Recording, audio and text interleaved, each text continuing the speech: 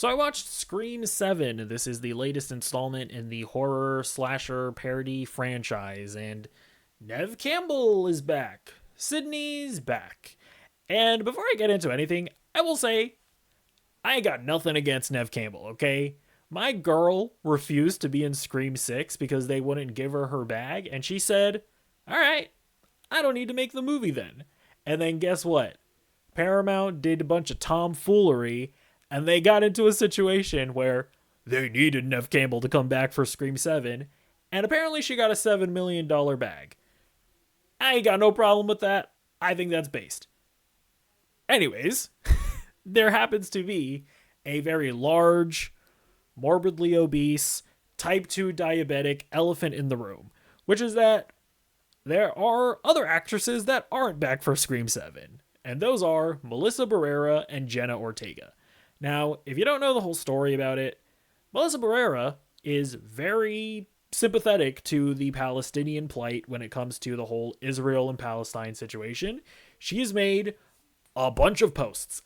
Like, I would show examples, but there's a lot of them, right? Where she says that Israel is committing a genocide. And, she feels very strongly about it. And because of those posts, she got fired from the Scream franchise. The studio that makes these movies, they're called like Spyglass Media or whatever. They put out this post saying, "Spyglass's stance is unequivocally clear. We have zero tolerance for anti-Semitism or the incitement of hate in any form, including false references to genocide, ethnic cleansing, Holocaust distortion, or anything that flagrantly crosses the line into hate speech." Spyglass spokesperson tells Variety, right? I tried to find like specific examples that you could like say, "Oh, that's anti-Semitic." I wasn't really able to find anything. I guess the closest thing that you can say is what they mentioned there, where Melissa Barrera said something about that the media using Holocaust distortion, like falsely using the Holocaust in order to justify what Israel is doing, but that's not anti-Semitic, right? When she says that she doesn't feel that Western media is covering the genocide enough, that's also not necessarily anti-Semitic, right? Like, Western media and the United States is not all necessarily Jewish people.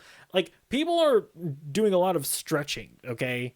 You would think that they would be stretching in order to prepare for some kind of Olympic event, with the lengths that they're going to try to say that Melissa Barrera is anti-Semitic. Now, let me be clear. I'm not going to sit here and act like I really know anything at all about the Israel and Palestine conflict. It seems bad. It seems like, based off what I know, that I don't like it. It seems like Israel is probably in the wrong. But again, I don't know. But what I do know is that you should be able to talk about it. You should be able to say, "Hey, I think that what Israel is doing is wrong. I think it constitutes a genocide." Somebody else should be able to say, "Hey, I don't agree with that. I think that, you're not looking at the bigger picture. Hamas, they're terrorists," or whatever.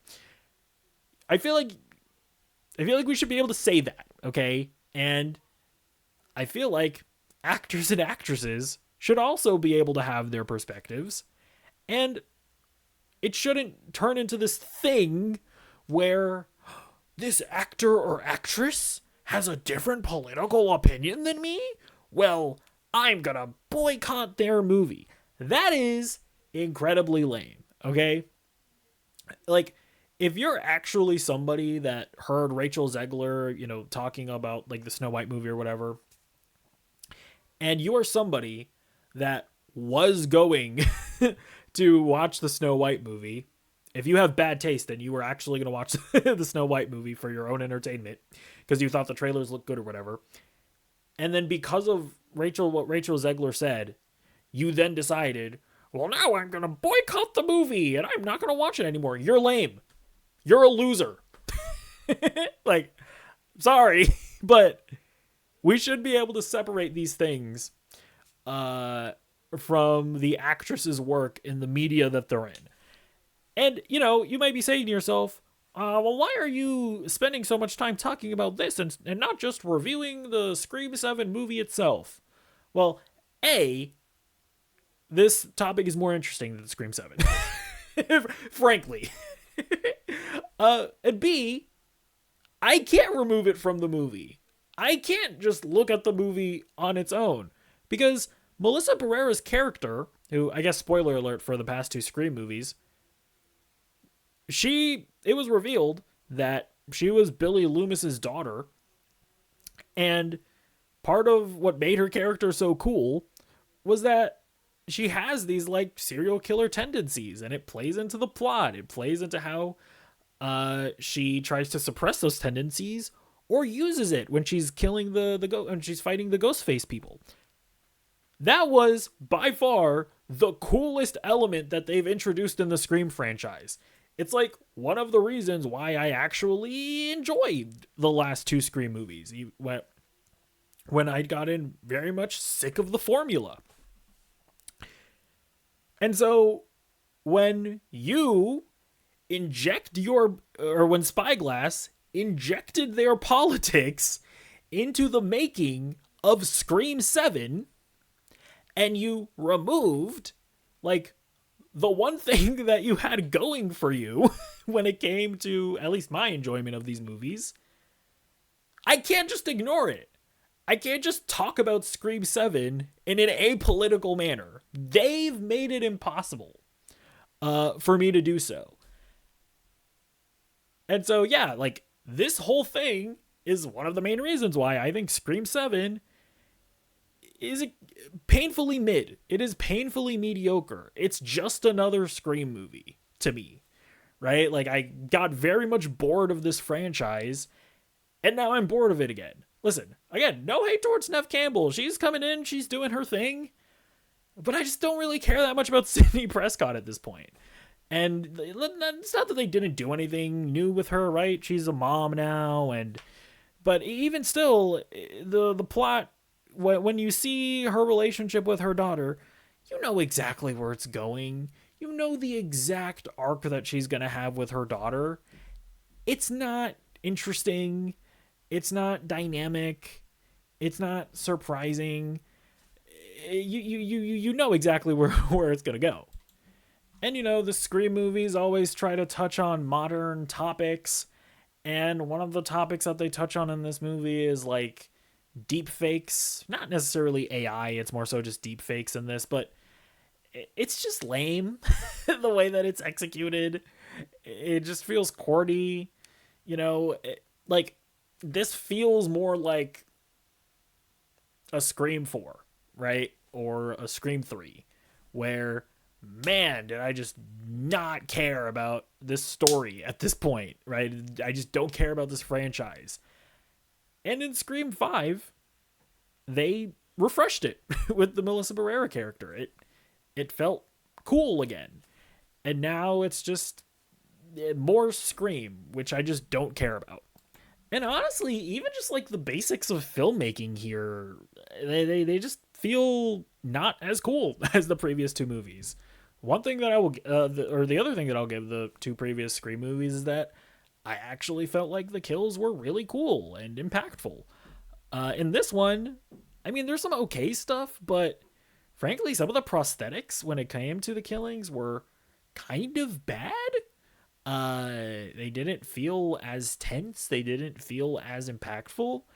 And I wonder if part of the reason why this movie just feels worse than the last two movies is because they were rushed into production, because they injected their politics into the filmmaking of this movie. The director and the writers had to rework it all so that they could remove Melissa, bring back Sidney in less than amount of time. It wasn't the story that they wanted to tell, so it probably wasn't, there wasn't as much passion put into it. And at the end, you get a product that feels a little more soulless. Like, again, I wish I could just talk about this movie in an apolitical manner and just judge it on its own merits, but they've made it impossible for me to do so. So yeah, I mean, look, the actors and stuff, they're fine. Like her daughter, I think, pretty sure she's the girl who played the main character in the Daily Wire school shooter movie. I I'm sure she has other projects that she'd rather be known for, but that is what I know her as. It is public knowledge that Matthew Lillard is back in this. The way that they do it is lame. I would not come watch this if you want to see the return of what's the character's name again? I already forgot. If you want to see the return of Matthew Lillard's character in the Scream franchise. But yeah, in general, this is just not how we should be handling these things, okay? And look, I'm pretty consistent on this, I think, okay? I don't think that Gina Carano should have been fired from Star Wars. I think that what Gina Carano said was really stupid. Like, she was definitely a Twitter-brained weirdo freak, right? When you get to the point that you're, like, comparing yourself to Jews in the lead up to the Holocaust, it's just like, put the phone down, go outside, touch some grass, walk your dog if you have a dog. She probably has a dog. Maybe repair your relationship with your friends and family. What are you doing, girl? But I don't think she should have been fired. You know? So anyways, I feel like I'm pretty consistent on this is all I'm saying. Whether it be left or right. It's just not the way that we should be moving forward as a society. And even from an objective, just media analyst perspective that's reviewing a movie, it led to you making a worse movie than your two previous installments. So those are my thoughts on Scream 7. What do you think? Let me know in the comments down below, and I'll see you in the next video. Oh, goodbye.